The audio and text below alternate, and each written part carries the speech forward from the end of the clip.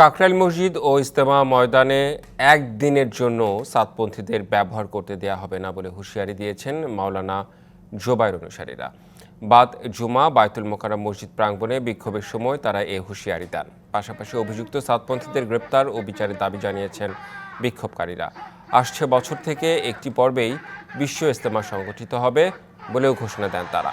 এই সময় ভারতের সমালোচনাও করে বিক্ষোভকারীরা।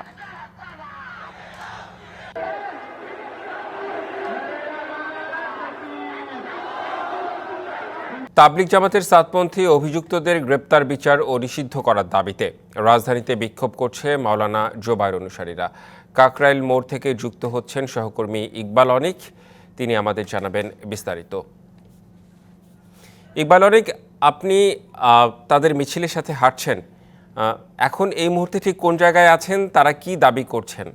রেদওয়ান, তাবলিগ জামায়াতের যে জুম্মার নামাজের পর যে মিছিলটি শুরু হয়েছে বাইতুল মোকাররম থেকে, সেটি কিন্তু এখন কাকরাইল মোড় হয়ে কিন্তু এখন এসে শান্তিনগর মোড়ে এসে দাঁড়িয়েছে।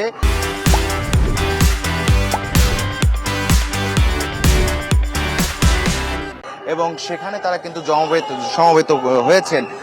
এখানে কিন্তু তারা একটি আখিরি মুনাজাত করবেন, তারপরেই কিন্তু তাদের এই যে সমাবেশটি ছিল সেটি কিন্তু সমাপ্ত করবেন। এর আগে কিন্তু বাইতুল মোকাররমে জুমার নামাজের পর এই তাবলিগ জামাতের যে শীর্ষ নেতারা রয়েছেন তারা কিন্তু ওখানে বক্তব্য রেখেছেন। সেখানে তারা কিন্তু বিভিন্ন দাবি দাওয়াও তুলেছেন।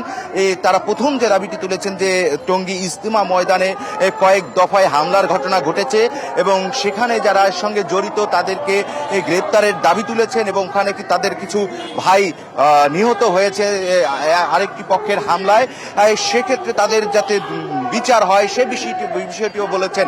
আরেকটি বিষয় যে এই যে ফেসিবাদ আওয়ামী লীগ সরকারের যে দোসররা এখনো বিভিন্ন মন্ত্রণালয়ে আছে, মন্ত্রণালয় থেকে সাতপন্থীদের এখনো উস্কানি দিয়ে যাচ্ছে, তাদেরকেও কিন্তু বিচারের আওতায় নিয়ে আসার দাবি জানিয়েছেন।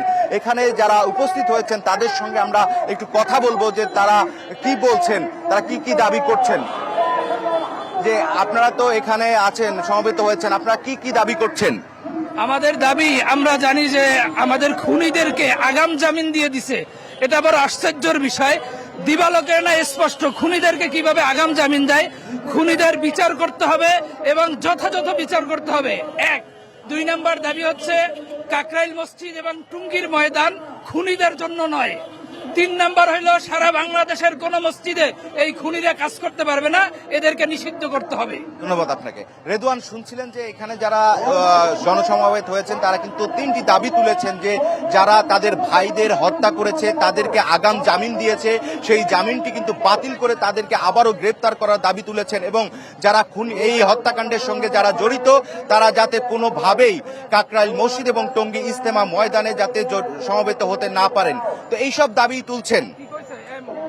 মোটা দাগে 3টি দাবির কথা শুনলাম। আপনাকে ধন্যবাদ ইকবাল অনিক।